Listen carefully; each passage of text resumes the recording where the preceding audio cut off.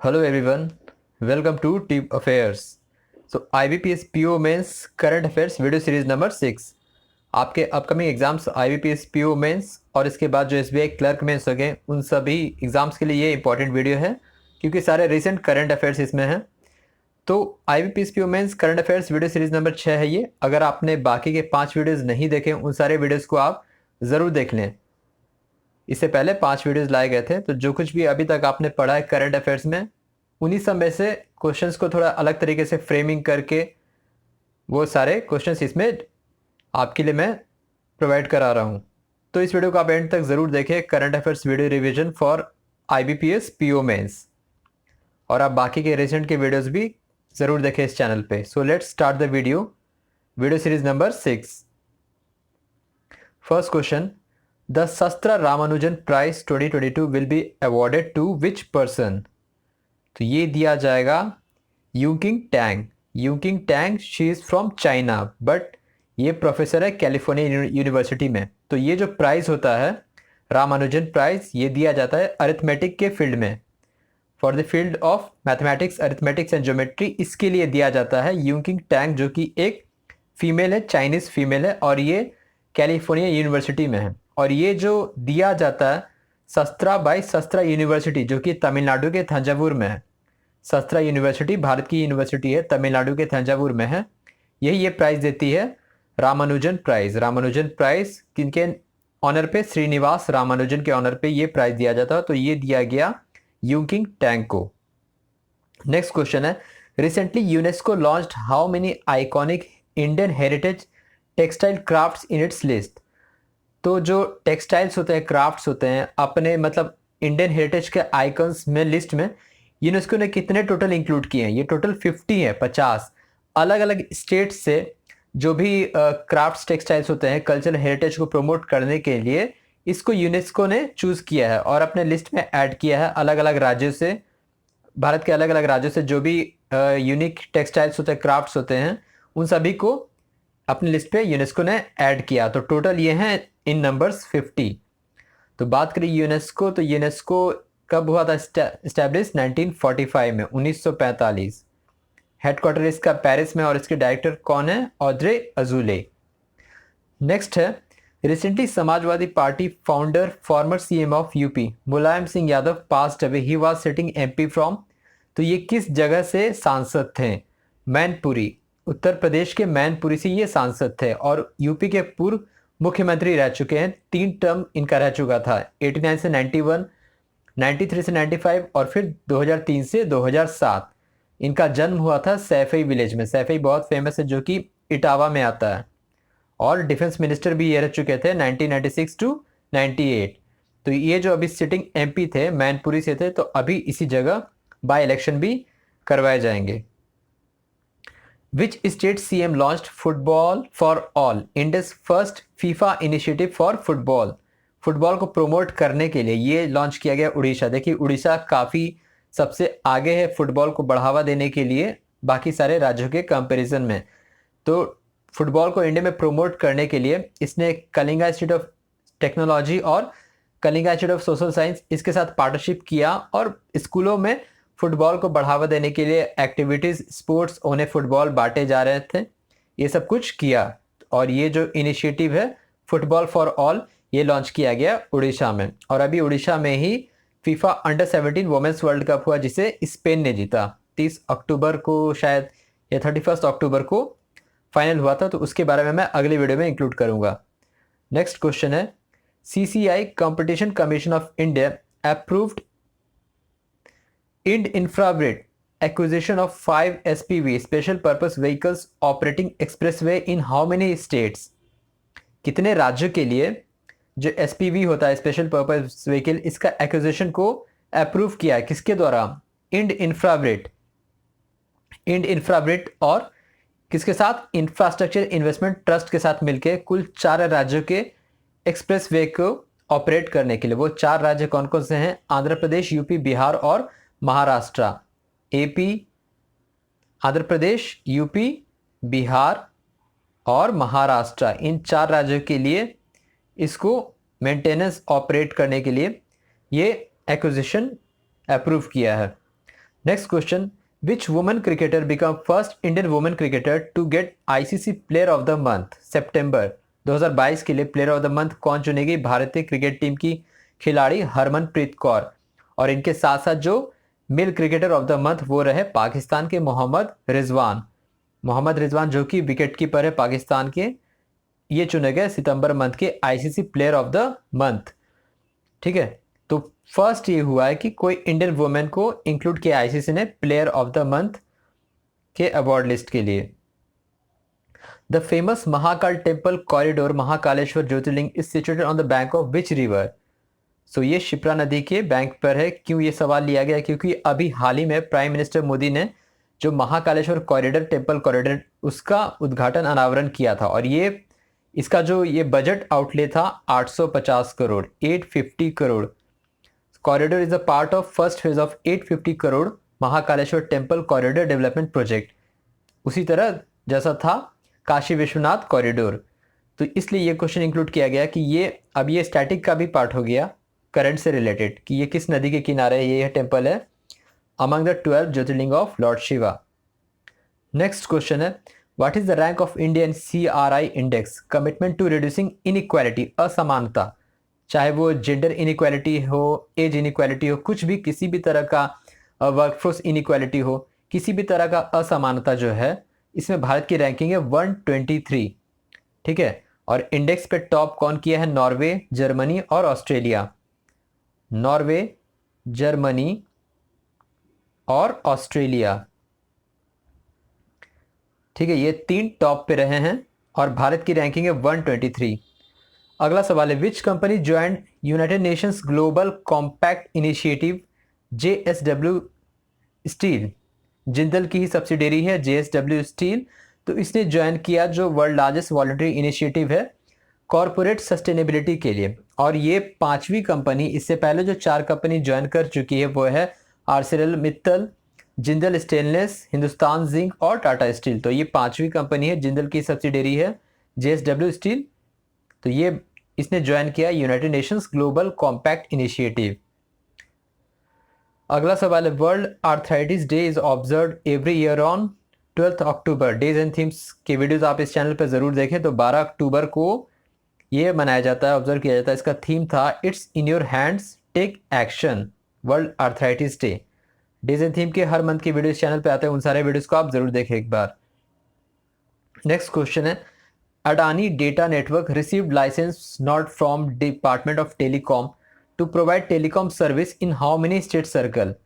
कितने सर्कल में, कितने राज्यों के सर्कल में ये प्रोवाइड कराएगा टेलीकॉम सर्विस? मतलब ये direct telecom service telecom business industry में नहीं आया, लेकिन ये जो टेलीकॉम सर्विस है ये कितने स्टेट में पहुंचाएगा? कुल 6 राज्यों में। वो 6 स्टेट्स कौन कौन से हैं? आंध्रा, गुजरात, कर्नाटका, राजस्थान, तमिलनाडु और मुंबई। तो ये जो है Adani data network subsidiary of Adani groups, तो इसने कुल 212 करोड़ स्पेंड किए हैं फॉर 400 मेगाहर्ट्ज स्पेक्ट्रम के लिए और 26 गीगाहर्ट्ज बैंडविड्थ के लिए। तो उसी तरीके से ये टेलीकॉम सर्विस का ये प्रोवाइड कराएगा 6 राज्यों के कुल सर्कल्स में। तो ये 6 राज्य मैं फिर से बोल देता हूँ, आंध्र प्रदेश, गुजरात, कर्नाटका, राजस्थान, तमिलनाडु और मुंबई।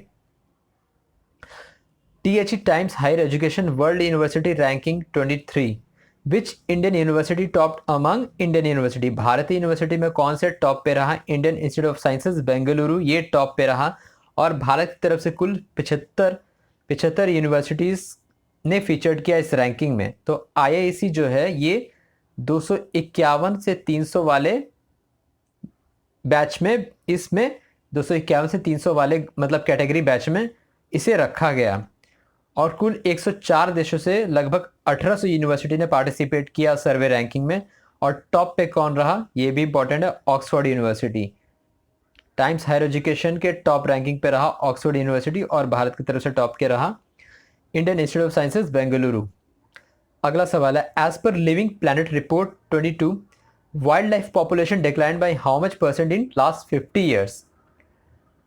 तो WWF की जो रिपोर्ट है, तो पिछले 50 सालों में जो वाइल्ड लाइफ पॉपुलेशन है इसके डिक्लाइनेशन हुआ है 69%। 69% में गिरावट आई है जो भी wild life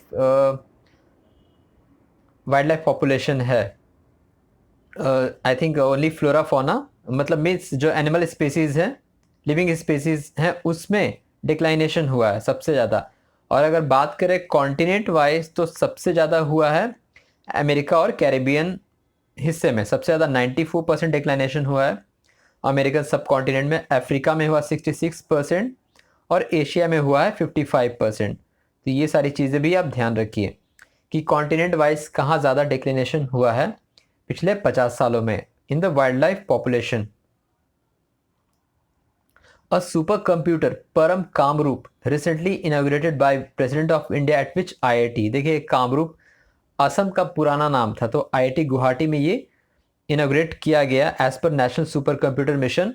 president Droupadi Murmu ने इसको इनॉग्रेट किया। इसके साथ साथ उन्होंने समीर को लॉन्च किया। समीर क्या है? Society for applied microwave electronics engineering and research. Society for applied microwave electronics engineering and research, ये दोनों किया कहाँ? आईआईटी गुवाहाटी में। The INS Indian navy ship participated IBSAMAR maritime exercise held in South Africa. Bharat की तरफ से कौन सा पार्टिसिपेट किया? INS तारकाश।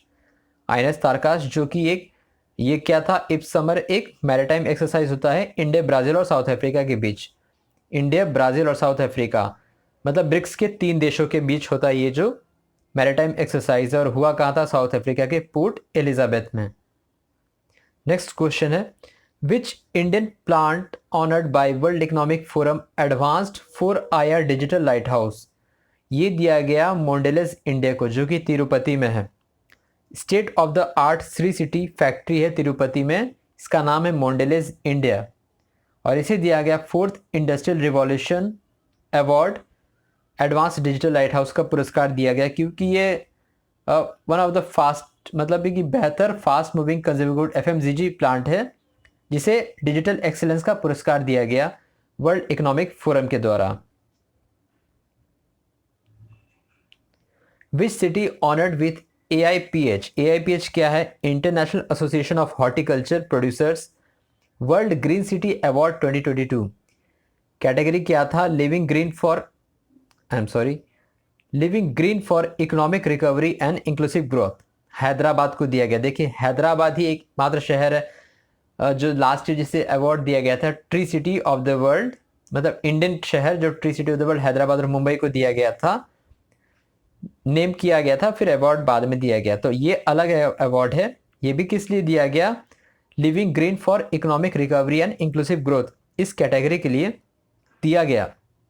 Green garden to the state of Telangana, तो हैदराबाद को ये पुरस्कार दिया गया AIPH World Green City award.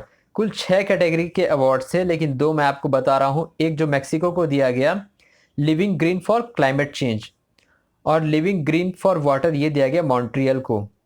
और ये जो संस्था है AIPH international association of horticulture producers, इसका हेडक्वार्टर है ऑक्सफोर्ड शहर, जो कि यूनाइटेड किंगडम में है। तो यूके में इसका हेडक्वार्टर है इस संस्था का।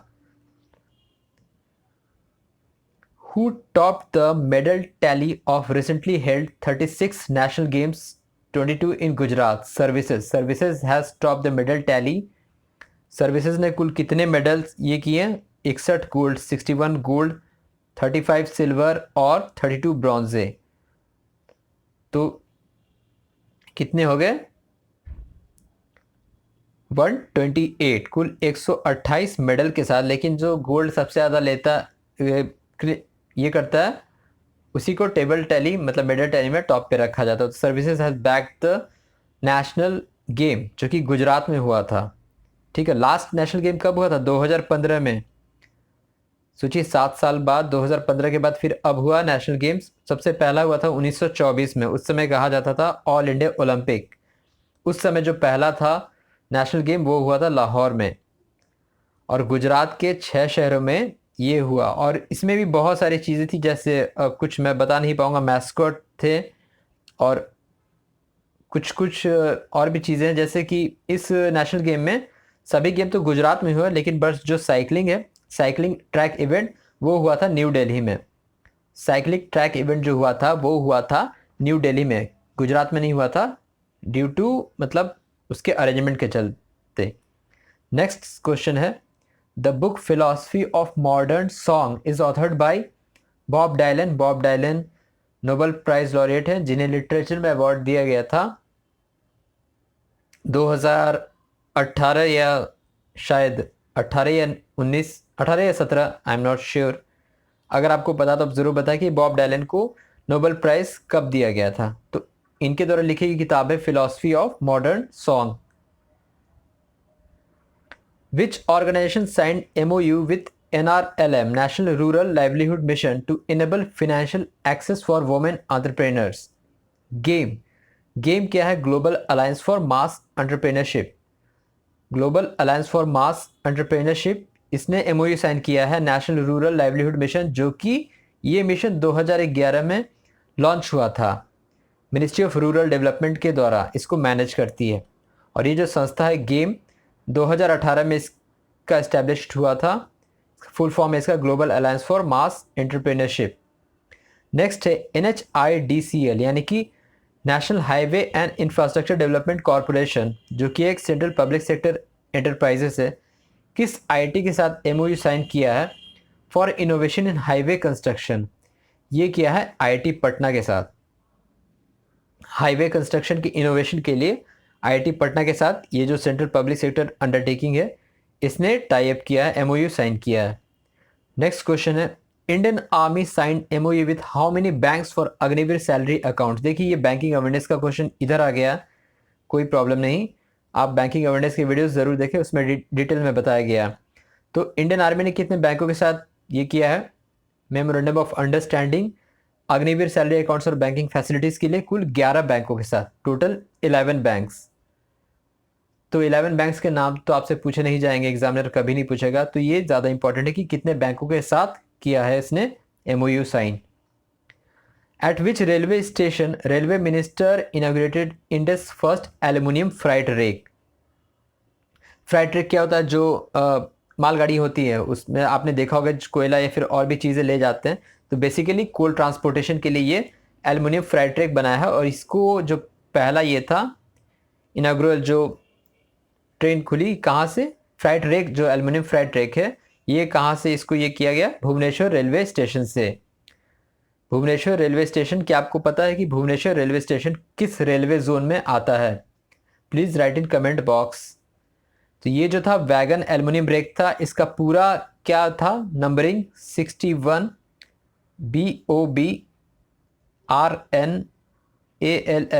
इतना अभी नहीं आपसे पूछा जाएगा।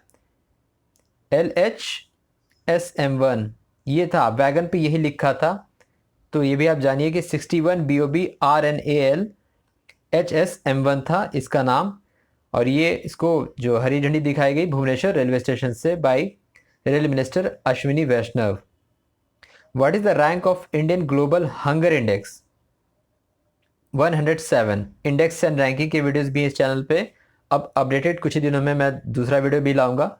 तो ग्लोबल हंगर इंडेक्स में भारत की रैंकिंग है 107। भारत को किस कैटेगरी में रखा गया ये इंपॉर्टेंट है, सीरियस।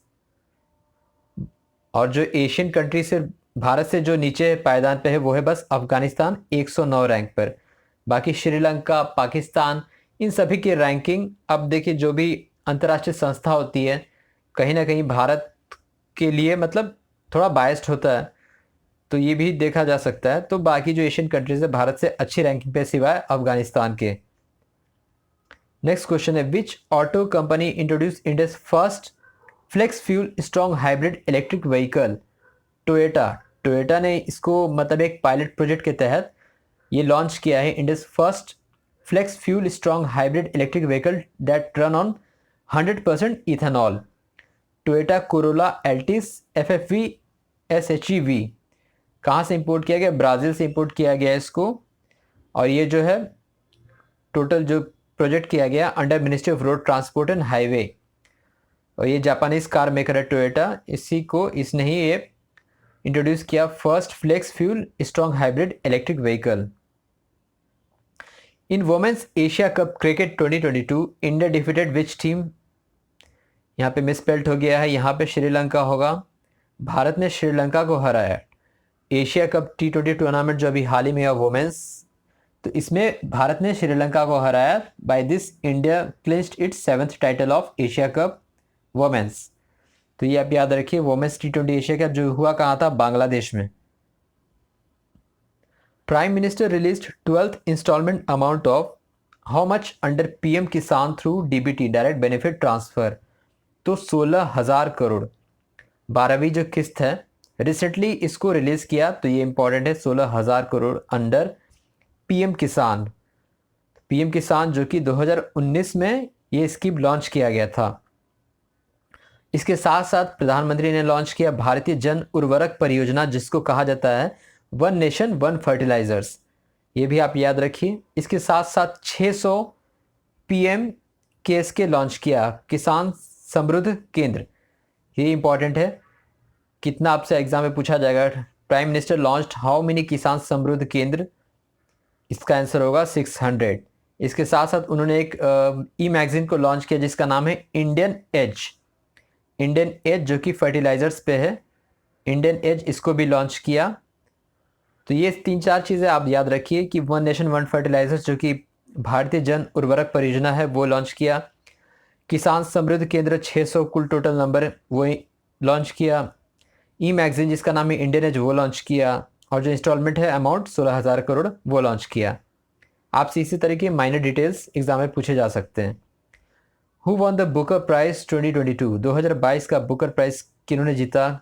शेहान करुणातिलका। अब नाम से ही लग जा रहा है ये श्रीलंकन है।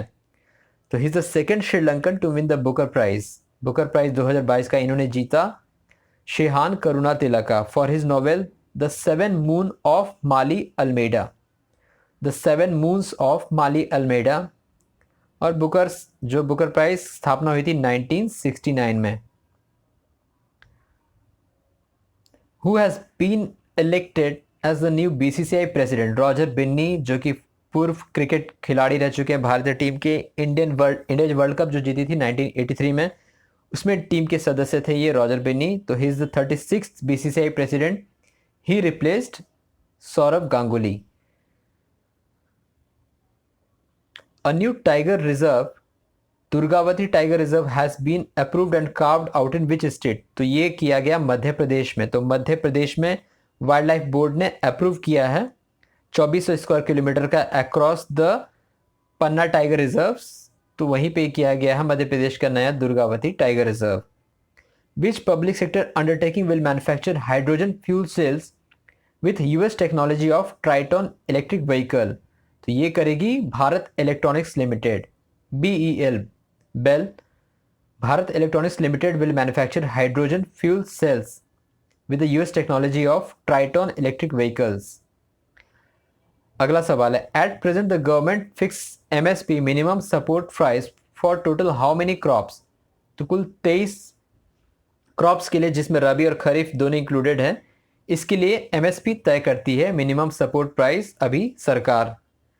नेक्स्ट क्वेश्चन है, railway will shut down its COF MOW। ये क्या है? Central organisation for modernisation of workshop.